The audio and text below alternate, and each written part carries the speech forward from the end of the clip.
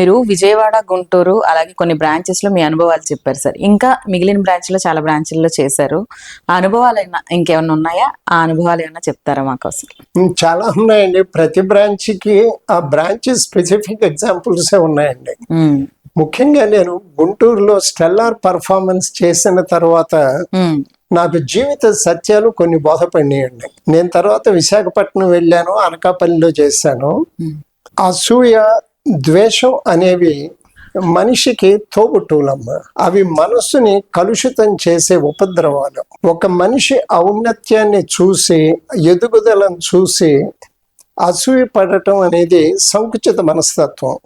కానీ అసూయ పగను పెంచుతుంది, ద్వేషాన్ని రగిలిస్తుంది, ప్రేమను తుంచేస్తుంది, సంతోషాన్ని హరిస్తుంది. అటువంటి అనుభవాలు చాలా ఎదురయ్యాయి నాకు. అక్కడ అసూయ ద్వేషాలతో కూడిన అనుభవాలు ఎదురయ్యాయి మీకు? అవును. గుంటూరులో చైర్మన్ గారు అప్రిషియేట్ చేయటం, త్రూ అవుట్ ఇండియా ఎగ్జిక్యూటివ్స్ అంతా కూడా అప్రిషియేట్ చేసేప్పటికీ కొలీగ్స్ లో చాలా మందిలో అది వచ్చి కొన్ని ఇబ్బందులు కలిగినాయి అమ్మ. జీవితం మనకి విజయాలను ఇవ్వదమ్మా, అవకాశాలను ఇస్తుంది. ఆ అవకాశాలను విజయాలుగా మళ్లించుకుంటాం మన చేతుల్లోనే ఉంది. కష్టాలు కూడా మన బాధ పెట్టడానికి రావు. మనలోని శక్తి సామర్థ్యాలను బయటకు తీసి మనమేంటి అని నిరూపించుకుంటానికి అవి ఒక అవకాశాన్ని కల్పిస్తాయి. ఇందాక కూడా మీకు కఫ్ పరేడ్ నుంచి నేను ఎన్ఎస్ రోడ్కి ఎలా వెళ్ళానో చెప్పాను. యాక్చువల్గా ఎన్ఎస్ రోడ్ నా టర్మ్ లో చివరిలో నేను ఏజీఎం గా అఫీషియేట్ చేస్తున్నప్పుడు అక్కడ ఆ టైంలో మా బ్యాంక్ లో ఉన్న బిగ్గెస్ట్ ఫ్రాడ్ నేను పట్టుకున్నాను, 11.5 crores. నేను ఏజీఎం గా అఫీషియేట్ చేస్తున్నప్పుడు ఒక బ్రాంచ్ దిక్కి ఒక 10 కోట్ల డిపాజిట్ వచ్చింది, న్యూ ఆలిపూర్ బ్రాంచ్ అని. నేను అంతకు ముందు ఆ ఆర్గనైజేషన్ నుంచి కూడా డిపాజిట్స్ ట్రై చేసి నేను సక్సెస్ అవ్వాల. వాళ్ళు కొద్దిగా అక్కడ వాళ్ళకి కమిషన్స్ ఇవ్వాల్సి ఉంది. అందువలన నేను ఇది ఎలా వచ్చింది అని చెప్పి అడిగితే ఆఫీసులో వాళ్ళు అన్నారు, ఒక క్లయింట్ ఒకతను హెల్ప్ చేస్తాడు మేనేజర్ కి అని. సరే, ఆ క్లయింట్ ఏం చేస్తున్నారు అంటే డిస్ట్రిబ్యూషన్ ఆఫ్ చికెన్ 80 lakhs అన్నారు శాంక్షన్. నాకు వెంటనే డిస్ట్రిబ్యూషన్ ఆఫ్ చికెన్ ఏంటి, ఇంత అమౌంట్ ఇవ్వటం ఏంటి అని అనిపించింది. అందుకని ఆ శాంక్షన్ నోట్, నేను అఫీషియేట్ చేస్తున్నాను కాబట్టి ఆ శాంక్షన్ నోట్ తీసుకువెళ్ళాను, ఇంటికి తీసుకెళ్ళాను ఊరికే చూద్దామని. చూస్తే 50 lakhs ఎన్ఎస్సి సెక్యూరిటీగా పెట్టారు. 1 కోటి రూపాయలు వర్త్ చేసే ఇండస్ట్రియల్ ల్యాండ్ ఒకటి సెక్యూరిటీగా పెట్టారు. ఆ నోట్లో మొట్టమొదట వాళ్ళు రాసింది తాజ్ బెంగాల్కి నెలకి 30 lakhs చికెన్ సప్లై చేస్తారు అని. నాకు అది ఎగనెస్ట్ కామన్ సెన్స్ అనిపించింది. ఎందుకంటే నెలకి 30 lakhs అంటే రోజుకి 1,00,000 రూపాయలు చికెన్ సప్లై చేయాలి. ఆ రోజుల్లో చికెన్ ఎంతమ్మా అక్కడ బెంగాల్లో 50 రూపాయలు ఉండేది. అంటే ఎంతమంది భోజనం తినాలి? 2,000 మంది భోజనం చేయాలి. అంటే 2,000 కేజీలు 2,000 కేజీలు చికెన్ తీసుకుంటే మీకు రోజుకు 1,00,000 రూపాయలు అవుతుంది. 1 కేజీ చికెన్ సుమారు ఎంతమంది తింటారు? బాగా తింటే ఒక 5 members. అంటే 10,000 మంది ప్రతిరోజు తాజ్ బెంగాల్కి వెళ్ళాలి, చికెన్ తినాలి, విచ్ ఇస్ జస్ట్ అబ్సర్డ్. అందుకని నేను ఆ ఎన్ఎస్సి నంబర్స్ తో ప్లే చేశానమ్మా. అవన్నీ క్రొనలాజికల్ గా ఆర్డర్ లో పెట్టాను, సీరియల్ నంబర్ లో పెట్టాను. పెట్టేప్పటికి నాకు వచ్చింది ఒక ఇమ్మీడియట్ గా I knew something is fishing. సంవత్సరంన్నర కాలంలో 4 పోస్ట్ ఆఫీసుల్లో నుంచి సిరీస్ బ్రేక్ అవ్వకుండా ఒకే వ్యక్తి ఎన్ఎస్ఎస్ తీసుకున్నట్టుగా ఉంది. Just can not be. Calcutta లాంటి ప్లేస్ లో ప్రతిరోజు ఎవరో ఒకళ్ళు ఎన్ఎస్ఎల్ తీసుకుంటూ ఉంటారు. ఆ తర్వాత ఇంకా క్లోజ్ గా స్క్రూటినీ చేస్తే ఒక సండే నాడు కూడా ఎన్ఎస్ఎస్ ఇష్యూ చేసినట్టు ఉంది. సో ఇమ్మీడియట్ గా మా బ్రాంచ్ ఆఫీస్, అది మా ఎన్ఎస్ రోడ్ కలకట్టా, ఒక స్క్వేర్ లో ఒక సైడ్ మా ఆఫీస్ ఉంటుంది, రిజర్వ్ బ్యాంక్ ఉంటుంది, చీఫ్ పోస్ట్ మాస్టర్ జనరల్ ఉంటాడు. ఒక సైడ్ ఏమో chief minister of west Bengal ఉంటారు. ఆ మర్నాడు నేను వెళ్ళి పోస్ట్ మాస్టర్ జనరల్ కలిశాను. ఆయన ఒక 24 hours టైం అడిగి తర్వాత చెప్పారు. అది ఇవన్నీ కూడా నాసిక్ నుంచి వస్తున్నప్పుడు ఒక ట్రైన్ వ్యాగన్ లూట్ అయ్యింది. ఆ లూట్ అయినటువంటి ఎన్ఎస్సీలు డిఫరెంట్ ప్లేసెస్ లో వస్తున్నాయి. ఇది దానిలో పార్ట్ అని. So immediately I knew my life is not worth. I mean ఆ టైం అది కనుక ఆ రోజున బయట పెడితే నా life will be definitely in danger. అవును. అందుకని అదే టైంలో మా జనరల్ మేనేజర్ పర్సనల్ భూమికర్ గారు డార్జిలింగ్ డెహ్రాడూన్ అటు వచ్చారు, అది ఎల్ఎఫ్సి మీద. ఆయన వెళ్ళేప్పుడు నేను లెటర్ రాసి డీటెయిల్స్ ఇచ్చి ఆయనకి ఇచ్చి ఆయన ఫ్లైట్ వెళ్ళిన తర్వాత బయట పెట్టాను. తర్వాత వెళ్ళి చెక్కింగ్ అదంతా చేస్తే ఇంకొక 3-4 మోడోస్ ఆపరాండితో 3-4 ఫ్రాడ్లు అవి చేశాడు అతను. అది ఒక biggest fraud at that point of time in our bank అండి. అలాగే నేను ఔరంగాబాద్ రీజనల్ ఆఫీస్ లో వర్క్ చేస్తున్నప్పుడు అక్కడ క్రాంతి చౌక్ బ్రాంచ్ అని చాలా పెద్ద బ్రాంచ్ ఉండేది. అక్కడ ఇండస్ట్రియల్ రిలేషన్స్ అంత బాగుండేవి కాదు. 25 సంవత్సరాల నుంచి ఎస్బి అకౌంట్స్ అక్కడ టాలీ అవ్వాలి. ఒక 2 సంవత్సరాలు చాలా మంది 3-4 టీమ్స్ గా ఫామ్ చేసి ట్రై చేశారు, కానీ ఎవరికి వాళ్ళు చేతులు ఎత్తేసారు. ఆ టైంలో చైర్మన్ వచ్చినప్పుడు ఒక మాట అన్నాడు, is there not a man who can tally this అని. somehow I will never let a challenge go unanswered. I accepted the challenge only with one condition. I will report only to my AGM and nobody else. And give me a team of my choice. And I handpicked some 4 people. Okay. Kavita Padiyar madam, Uttamrao Deshpande, PP Rao Alwal అని ఒక నలుగురిని నేను select చేసుకుని start చేసాము.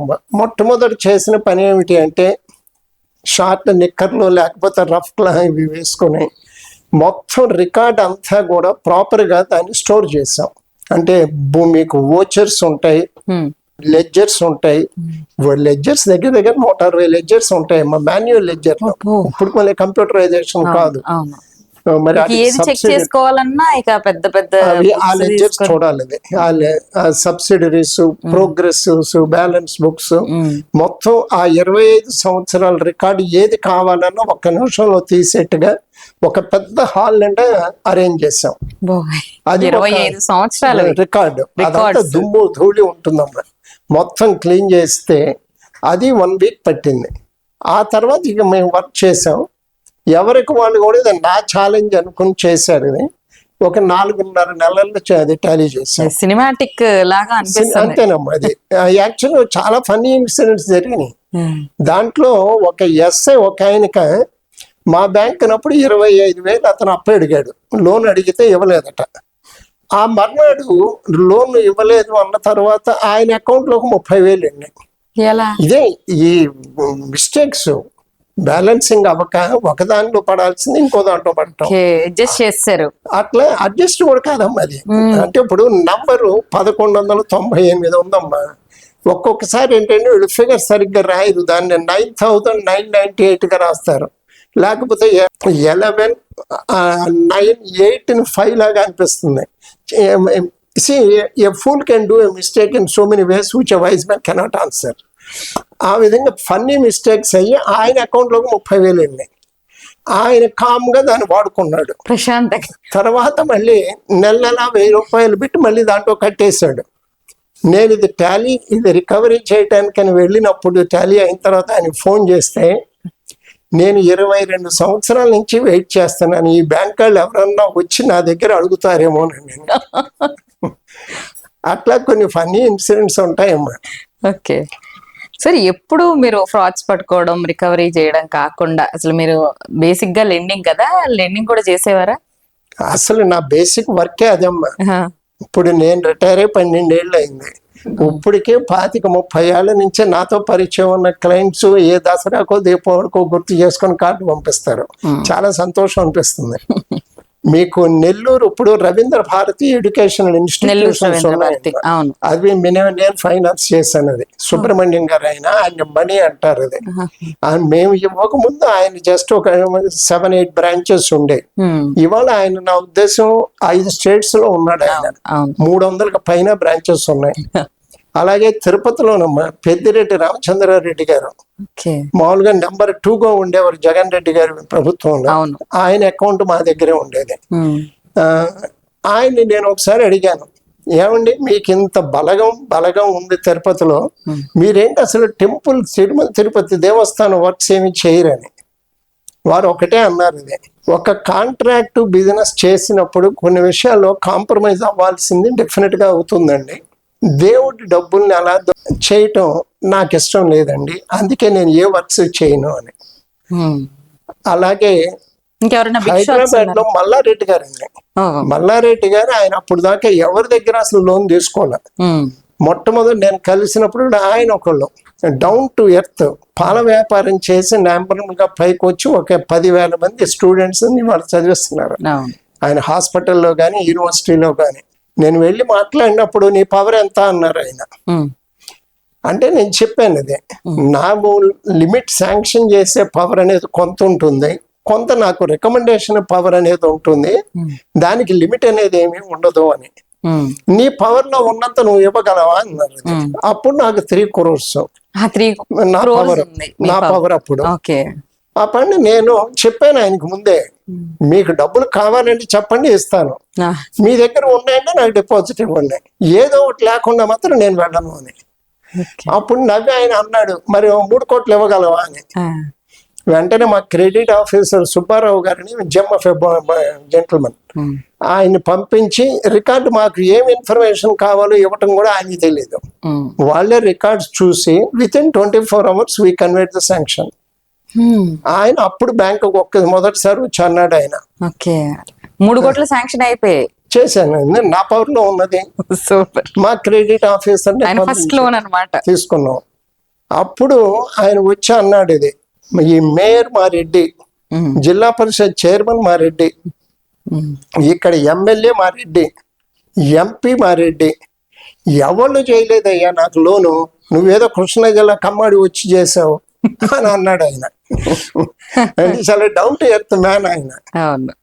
అట్లాగే ఇక్కడ విశాఖపట్నం అని, ఇంకా చాలా మంది అండి, నేను అందరికీ డీటెయిల్స్ లోకి వెళ్ళను కానీ, ఇక్కడ విశాఖపట్నం అండి, సవిసీమ లీలా రాఘవరావు, ఆయన హెవీ క్రేన్ సప్లయర్. మన AP chamber of commerce president Sambasivarao గారు జీ.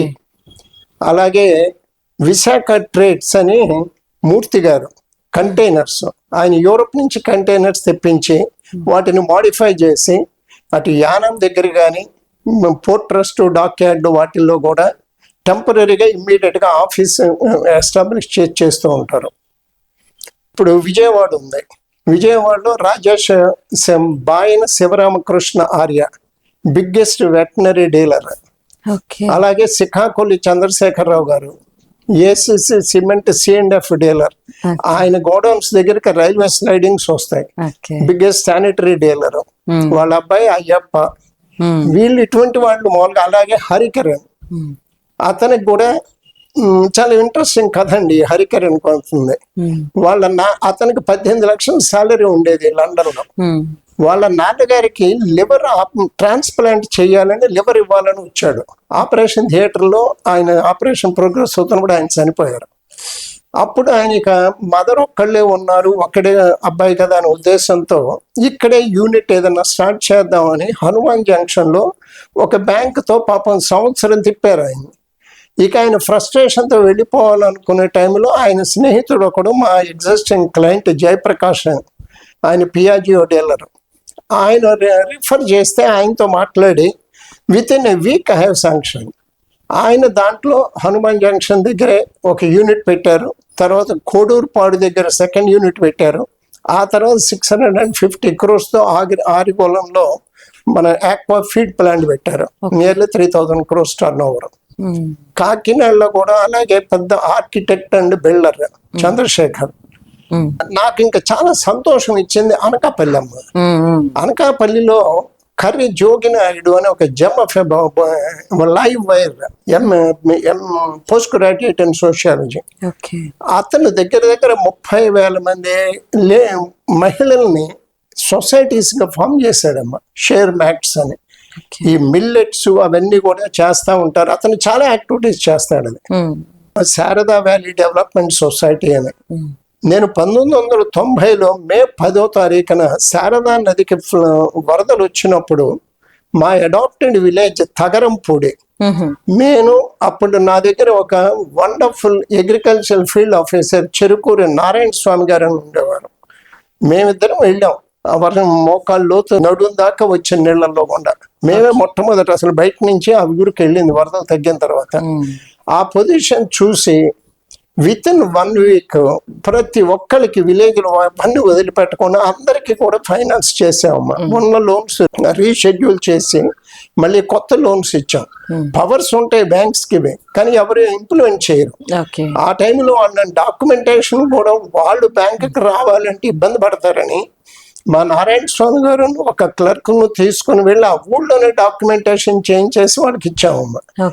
వాళ్ళు నేను ట్రాన్స్ఫర్ అయినప్పుడు ఒక చిన్న సన్మాన పత్రం ఇచ్చారమ్మా.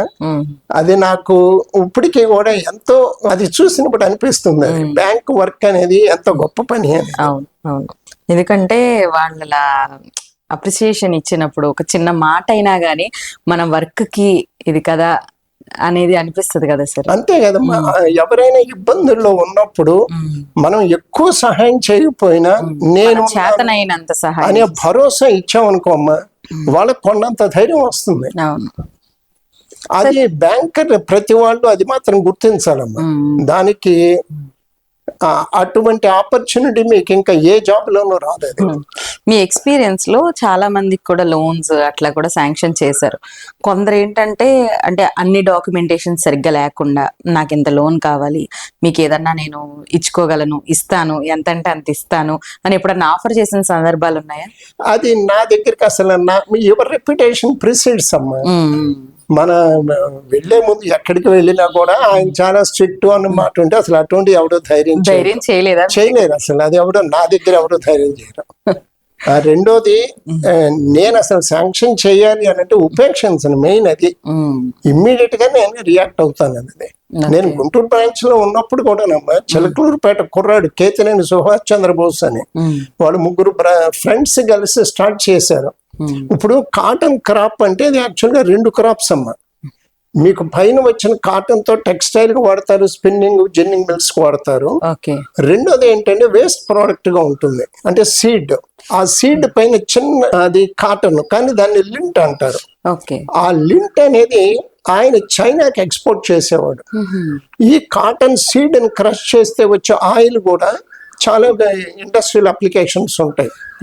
దాంట్లో కష్టపడ్డాడు, సంపాదించాడు ఆయన బాగా.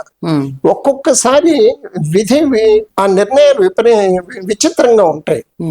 బాగా సంపాదించి ఆయన మోడర్నైజ్ చేసి ప్లాంట్ ని ఎక్స్పాన్షన్ చేశారు. సరిగ్గా ఆ టైంలో చైనా పొల్యూటింగ్ ఇండస్ట్రీ అని చెప్పి లింట్ ని ఎక్స్పోర్ట్ ని ఆపేసింది, ఇంపోర్ట్ ని. అప్పటిదాకా అందుట్లో అదే టైంలో మన స్టేట్ డివైడ్ అయింది. అంతకుముందు వరంగల్ నుంచి కూడా కాటన్ ఇక్కడ గుంటూరు వచ్చేదమ్మా. మీరు గుంటూరు చుట్టూ కూడా చూడండి, అసలు కోల్డ్ స్టోరేజ్ అక్కడ ఉన్న మీకు ఇండియాలో ఇంకెక్కడ ఉండవు. వచ్చే కాటన్ ఆగిపోయింది. అప్పుడు దాకా బయర్స్ మార్కెట్ ఉండేది, అది సెల్లర్స్ మార్కెట్ అయ్యింది. ఆ విధంగా ఎన్నో ఒడిదుడుకులు పడ్డారు. అది అలాగే ఉప్పుటూరి అయ్యన్న గారు పొల్లడిగా ఉంటామ్మా, ఆజానుబాహుడు ఆయన. అసలు పొన్నూరు ఖద్దరికి అడిగితే ఎన్టీ రామారావు గారు వచ్చారు అన్నట్టు ఉండేది. వాళ్ళ అబ్బాయి ఉప్పుటూరి గోపాల్ స్పిన్నింగ్ మిల్ పెట్టాడు. జిన్నింగ్ తో స్టార్ట్ చేసి స్పిన్నింగ్ మిల్ పెట్టారు. చాలా చక్కగా నడిపారు. కానీ దురదృష్టవశాత్తు మన 2019-24 మధ్యలో కరెంటు ట్రూ చార్జెస్ అప్ అని పెట్టి ఈ గవర్నమెంట్ ఆఫ్ ఇండియా కూడా యార్న్ ఎక్స్పోర్ట్ ఆపినప్పుడు వాళ్ళకి కరెంట్ యూనిట్ 11 రూపాయలు అయితే ఇంకా ఇండస్ట్రీస్ ఏం ఫ్లరిష్ అవుతాయి. సరే, ఇప్పటి వరకు మీ ఆఫ్టర్ రిటైర్మెంట్ తర్వాత కోనేరు చారిటబుల్ ట్రస్ట్ లో ఒక సెక్రటరీగా వర్క్ చేశారు. అసలు ఎప్పటి నుంచి సెక్రటరీగా వర్క్ చేశారు? చాలా సేవలు చేశారు. ఓల్డ్ ఏజ్ పీపుల్ తో మీకున్న అనుబంధం ఏంటి చెప్తారు? కోనేరు చారిటబుల్ ట్రస్ట్ అనేది 1999లో కోనేరు హంపి అహ్మదాబాద్లో ఆ టైంలో youngest grand master of the world అయ్యిందమ్మా. ఆ అమ్మాయిని సన్మానం చేద్దామని చెప్పి కోనేరు వంశీయుల్లో కొంతమంది పెద్దవాళ్ళు, గుణదల సర్పంచ్ నారాయణరావు గారు, మన కోనేరు లక్ష్మీ యూనివర్సిటీ ఛాన్సలర్ సత్యనారాయణ గారు, వాణి నికేతన్ రామచంద్రరావు గారు, Laila college mathematics lecturer Subbaiah గారు, ఆ టైంలో lorry owners association vice president గా ఉన్న మధుసూదన్ రావు గారు, తర్వాత షేర్ బ్రోకర్స్ అసోసియేషన్కి లాస్ట్ 25 years ప్రెసిడెంట్గా చేసిన కోనేరు వాసుదేవరావు ఎంటెక్, బసవేశ్వరరావు గారు, కోనేరు భాస్కర్ రావు గారు, రామలింగేశ్వరరావు గారు, ఇట్లా ఒక 9 మంది కలిసి ఈ కోనేరు చారిటబుల్ ట్రస్ట్ అనేది రిజిస్టర్ చేయించారు. అప్పుడు ఒక 2 సంవత్సరాలు ఏంటంటే వాళ్ళు మన ఆచార్య కోనేరు రామకృష్ణారావు గారు, తర్వాత ఆయనకి పద్మశ్రీ వచ్చింది, ఆంధ్ర యూనివర్సిటీ వైస్ ఛాన్సలర్ గా చేశారు, గీతం యూనివర్సిటీ ఛాన్సలర్ అయ్యారు. ఆయన్ని సన్మానించి ఒక సమ్మేళనం చేస్తే దగ్గర 4,000 మంది కోనేరు వంశీయులు వచ్చారు. ఆ నెక్స్ట్ ఇయర్ ఏమో పద్మశ్రీ మన కోనేరు హంపిని సన్మానం చేశారు. 2002 ఆ ప్రాంతంలో గోసాల్లో దంపతులు కోనేరు నాగేశ్వరరావు గారు, విజయకుమారి దంపతులు, వాళ్ళకి 2 మగపిల్లలు. దురదృష్టవశాత్తు 6 నెలల గ్యాప్ లో ఆ 2 కాలం చేశారు. అప్పుడు వాళ్ళ 29 సెంట్ల నివాస స్థలాన్ని మా ట్రస్ట్ కి డొనేట్ చేశారు. తరువాత వీళ్ళందరూ డొనేషన్లు కలెక్ట్ చేసి మొట్టమొదటి సత్యనారాయణ గారు ఇచ్చిన ₹1,00,000 మెటీరియల్తో స్టార్ట్ అయింది. నెమ్మదిగా 3 స్టేజెస్ లో ఇది గ్రో అయింది. దానికి బిల్డింగ్ నిర్మాణానికి మాత్రం దగ్గర 10,000 స్క్వేర్ ఫీట్ మధుసూదన్ రావు గారు, మన ఫస్ట్ మేయర్ శ్రీధర్ గారు, వాళ్ళ కృషి వల్లనే ఆ బిల్డింగ్ ఆ విధంగా ఏర్పడింది. గ్రౌండ్ ఫ్లోర్ లో డొనేట్ చేసిన వాళ్ళ దగ్గర ₹1,00,000 తీసుకున్నాం. ఫస్ట్ ఫ్లోర్ నుంచి ₹1,50,000 ఇచ్చిన వాళ్ళకి చేసాం. దాంట్లో వృద్ధాశ్రమం స్టార్ట్ అయింది. అసలు ఈ ఓల్డ్ ఏజ్ హోమ్ ఎప్పుడు స్టార్ట్ చేశారు? 2006 నుంచి అండి. 2006 నుంచి. అంటే ఇప్పుడు ప్రస్తుతం అయితే ఒక 45 మంది ఉండవచ్చు దాంట్లో. 45 మంది. కానీ దాని రెగ్యులర్ మెయింటెనెన్స్ కూడా నాగేశ్వరరావు గారు చూస్తున్నారు. అది అందువలన మాకేంటంటే సూపర్వైజరీ కాస్ట్ 0 అండి. రెగ్యులర్ గా డే టు డే వర్క్ చూసే నాగేశ్వరరావు గారు ఏమి తీసుకోరు. సెక్రటరీగా నేను మామూలుగా తిరుగుతూ ఉన్నా, నేను ₹1 ఖర్చు ట్రస్ట్ కి రాయను. అందువలన మాకేంటంటే ఒక కుక్కు, 2 హెల్పర్స్ అంతే నా మేజర్ ఎక్స్పెండిచర్. నేను మొట్టమొదటి చేసింది ఏంటంటే ఇన్ఫ్రాస్ట్రక్చర్ ఇంప్రూవ్ చేశాను. దానికి పైన ఒక 10 kV సోలార్ పవర్ పెట్టించాం. కాబట్టి ఎలక్ట్రిక్ పవర్ బిల్ మాకు ఇబ్బంది పెట్టాం. తర్వాత డ్రైనేజ్ అంతా కూడా పందికొక్కులతో వేసినాయి, అది మొత్తం ఓవర్ హాల్ చేసాం. చుట్టూ కూడా మాకు పచ్చని పొలాలే, దానివల్ల గ్రీనరీ ఉంటుంది. కానీ వాళ్ళు నీళ్లు పెడుతూ ఉంటే చుట్టూ ప్రహరీ కూడా ఎక్కడో ప్రతి సంవత్సరం ఏదో ఒక సైడ్ పడిపోయేది. దానికి ఏం చేసామంటే లోపల ఒక 1 feet లోపల ఒక 10 feet లోపలికి వాల్ కట్టామండి, ప్యారలల్ గా కట్టి కాంక్రీట్ చేసాం. కాబట్టి మాకు బౌండరీ వాల్ పడిపోయే ప్రశ్న పోయింది. బిల్డింగ్ కి పెయింటింగ్ కూడా వేయించామమ్మా. ఆ తర్వాత అన్నప్రసాదం స్కీమ్ అనేది ఒకటి పెట్టాం. అంటే ఒక ₹10,000 కనుక కడితే పిల్లల పుట్టినరోజుని కానీ, లేకపోతే వాళ్ళ పెళ్లి రోజు కానీ, లేకపోతే పెద్దవాళ్ళు వెళ్ళిపోయిన రోజుని కానీ ప్రతి సంవత్సరం భోజనాలు వాళ్ళ పేరుతో పెడతాం. ప్రతి సంవత్సరం అదే రోజు పెడతాం. క్యాలెండర్ జస్ట్ 10K తీసుకుంటారు. ఒక 10,000 ఒక్కసారి తీసుకుంటాం. మిగతా చోట్ల ఒక సంవత్సరం పెడతారమ్మా, మేము అట్లా కాదు, ప్రతి సంవత్సరం పెడతాం. రెండోది వాళ్ళని కూడా ఒక రోజు ముందు ఇన్ఫార్మ్ చేస్తే 4-5 రమ్మంటాం, వాళ్ళని భోజనం వడ్డించమంటాం. తర్వాత మేము వాళ్ళని కూడా భోజనం చేసి వెళ్ళమంటాం. మెయిన్ మాకు ఐడియా ఏంటంటేనమ్మా, పెద్దవాళ్ళతో ఎక్కువ మంది అసలు మాట్లాడట్లా. భోజనం చేసావా, మందులు వేసుకున్నావా, ఆ తర్వాత మా మాటలు లేవు. ఇట్లా వచ్చినప్పుడు ఏమవుతుందంటే ఒకే ఇంటి పేరాళ్ళు, ఒకే ఊరాళ్ళు, ఎక్కడో చోట ఏదో బీరకాయ సంబంధం ఉంటుంది, బంధుత్వం. వీళ్ళకి ఆనందంగా ఉంటుంది, వచ్చినాడికి ఆనందంగా ఉంటుంది. కొంతమంది వాళ్ళ పిల్లల్ని కూడా తీసుకొని వచ్చి వాళ్ళని ఆశీర్వదించమంటారు. చాలా ముచ్చటగా ఉంటుందమ్మా. ఈ స్కీమ్ కింద దగ్గర మాకు ఒక 70 లక్షల దాకా వచ్చిందమ్మా. ఇప్పుడైతే 45 మంది అయితే ఉన్నారు. 45 మంది దాకా ఉండొచ్చు. ఓల్డ్ ఏజ్ హోమ్ అయితే 2006 నుంచి స్టార్ట్ చేశారన్నారు. ఓల్డ్ ఏజ్ హోమ్ లో అంటే మీరు చాలా మందిని చూస్తుంటారు. ఓల్డ్ ఏజ్ పీపుల్ అంతా కూడా మాక్సిమం ఇంట్లో ప్రాబ్లమ్స్ వల్ల ఓల్డ్ ఏజ్ హోమ్ కి వచ్చారా, లేకపోతే ఏదైనా ఎక్కడైనా సెటిల్ అయిపోయి పిల్లలు అక్కడ ఉంచడం జరుగుతుందా? అసలు ఎలాంటి పీపుల్ ఉన్నారు అక్కడ? అంటే ఒక్కొక్కరిది ఒక్కొక్క కథ ఉంటుందమ్మా. ఎక్కువ మంది ఏంటంటే మాది మిడిల్ క్లాస్ ఫ్యామిలీస్ కే మేము చూసేది. మాది ఏమి లగ్జూరియస్ కాదు, రూమ్ కి 2 ఉండొచ్చు, అటాచ్డ్ బాత్ ఉంటుంది. మేము ప్రామిస్, మాకు మెడికల్ ఫెసిలిటీస్ లేవు, ఇన్ఫ్రాస్ట్రక్చర్ లేదు మాకు. మేము morning 7 o'clock breakfast, 12 o'clock lunch, 3ంటికి టీ, 7 o'clock డిన్నర్. ఓకే. అంటే న్యూట్రిషియస్ ఫుడ్ హైజీనిక్ గా ప్రిపేర్ చేసి రెగ్యులర్ గా సర్వ్ చేస్తామే తప్ప మెడికల్ గా మా దగ్గర ఫెసిలిటీస్ లేవు. ఓకే. దీనివల్ల ఏంటంటే మేము ఛార్జ్ చేసేది 4,000 రూపాయల నెలకి అంతే. ఒక్కొక్కరి దగ్గర. జాయిన్ అయినప్పుడు మాత్రం 15,000 నాన్ రిఫండబుల్ డిపాజిట్ తీసుకుంటాం. ఓకే. వీళ్ళు 2 నెలలు ఉండి వెళ్ళిపోయినా ఇవ్వం, 10 ఏళ్ళు ఉన్నా కూడా ఏమి అడగం. ఆ విధంగా వృద్ధాశ్రమ నిర్వహణ ఒకటేనమ్మా, ఒక యాక్టివిటీ. సార్, ఇప్పుడు మీరు చాలా కథలు ఇప్పుడు అన్నారు. చాలా మంది 40 మంది ఉన్నారు ఇప్పుడు అంటున్నారు. ఆ 40 మందిలో లేకపోతే గతంలో కానీ అంటే వీళ్ళు ఈ బాధ వల్ల ఈ ఓల్డేజ్ హోమ్కి వచ్చారు అంటే కొందరి కథల్ని చూస్తే మనం చాలా బాధ వస్తుంది, ఆవేదన వస్తుంది. ఏంటి తల్లిదండ్రులు పిల్లలు ఉండి కూడా తల్లిదండ్రుల్ని ఓల్డేజ్ హోమ్ లో జాయిన్ చేశారు అని బాధపడ్డ సందర్భం ఎప్పుడైనా ఉందా? అంటే అది అన్నిట్లోనూ అది కరెక్ట్ కాదమ్మా. భార్య భర్తలు ఇద్దరు ఉద్యోగం చేస్తున్నారు అనుకోండి, వాళ్ళు పెద్దవాళ్ళని ఇప్పుడు ఈ రోజుల్లో టౌన్స్ లో ఇల్లు మొత్తం వాళ్ళ మీద వదిలిపెట్టి వెళ్ళలేరు. ఎందుకంటే వీళ్ళు ఫిజికల్ గా వీక్ గా ఉంటారు, వాళ్ళ పని వాళ్ళు చేసుకోలేరు. ఇల్లు మొత్తం వాళ్ళ చేతిలో వదిలిపెట్టి కూడా వాళ్ళు వెళ్ళలేరు. అది పద్ధతి కూడా కాదు, సేఫ్ కూడా కాదు వాళ్ళకి. అందువలనే చాలా మందికి ఇది చాలా హెల్ప్ఫుల్ గా ఉందమ్మా. కొన్ని చోట్ల మీరు అన్నది కరెక్టే, అత్త కోడలికి పడకపోవచ్చు.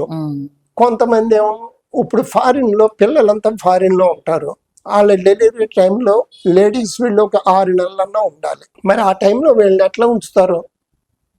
అందువలన ఇది సోషల్ నెసెసిటీ అమ్మా, it is not an evil. మనం చాగంటి కోటేశ్వరరావు గారు, గరికపాటి నరసింహరావు గారు చెప్పేది వింటున్నప్పుడు వృద్ధాశ్రమ నిర్వహణ అంటేనే అదేదో పాపంలాగా మాట్లాడతారు. వారి దృక్పథం వేరు, వారి అప్రోచ్ వేరు. వారి మెసేజ్ ఏంటంటే వీలైనప్పుడు తల్లిదండ్రులు ప్రేమగా జాగ్రత్తగా చూసుకోండి అని. అది క్వైట్ అన్ఎక్సెప్షనబుల్. కానీ నేను చెప్పేది ఏంటంటే సామాజిక ఆర్థిక పరిస్థితుల దృష్ట్యా ఈ వర్తమాన కాల పరిస్థితుల్లో వృద్ధాశ్రమం నిర్వహణ అనేది చాలా ఎసెన్షియల్ నెసెసిటీ అయిపోయింది. మేము చాలా ఆ విధంగా చాలా మంది కుటుంబాలు సంతోషంగా ఉన్నారు. అంటే ఇప్పుడున్న జనరేషన్ గాని ఇప్పుడున్న పరిస్థితుల్లో పిల్లల మీద అంటే పిల్లల ప్రేమకి ఎక్స్పెక్ట్ చెయ్యొచ్చా లేదా? ఎప్పుడైనా కూడా పిల్లల మీద ప్రేమ ఉంటుందమ్మా, ఎక్స్ప్రెస్ అందరూ చేయలేరు. లేకుండా అది కొంతమంది కొన్ని అబరేషన్స్ చూస్తాం. అంటే ఎక్స్పెక్టేషన్స్ పెట్టుకోవాలా లేదా, లేకపోతే ఇద్దరు ఒకరికొకరు తోడుగా ఉండి లైఫ్ లీడ్ చేయొచ్చా? అంటే మీ అభిప్రాయం ఏంటి? అవసరాన్ని బట్టి ఉంటుందమ్మా. ఇప్పుడు మనం కూడా మేమే ఉన్నాం, మేము పిల్లల దగ్గరికి వెళ్తాం, వెళ్ళినప్పుడు మాకు వాళ్ళు ఉండమని చెప్తారు ఎక్కువ రోజులు, మాకు ఉండాలని అనిపించదు. మా ఇంట్లోకి వస్తేనే మాకు బాగుంటుంది. అంటే అదేం వాళ్ళు మమ్మల్ని చూడలేదనే ఇన్ఫరెన్స్ రాంగ్ అమ్మా. నువ్వు చూసిందే బిలీవ్ చేయని కొంతమంది చెప్తూ ఉంటారు, అది కూడా రాంగ్. అది మన ఆలోచన విధానం మారాలి అంతే. వాళ్ళ లైఫ్ వాళ్ళు లీడ్ చేస్తున్నారు, వాళ్ళ ప్రయారిటీస్ వాళ్ళకు ఉంటాయి. మనం కలుస్తూ ఉండాలి, వాళ్ళకి అవసరం వచ్చినప్పుడు అండగా ఉండాలి. ఇప్పుడు మేమిద్దరం కూడా ఒకరికొకరు తోడుగానే ఉంటాం. ఈ పిల్లలకి ఏదైనా ఇబ్బంది అయితే డెఫినెట్ గా మనం నిలబడతాం.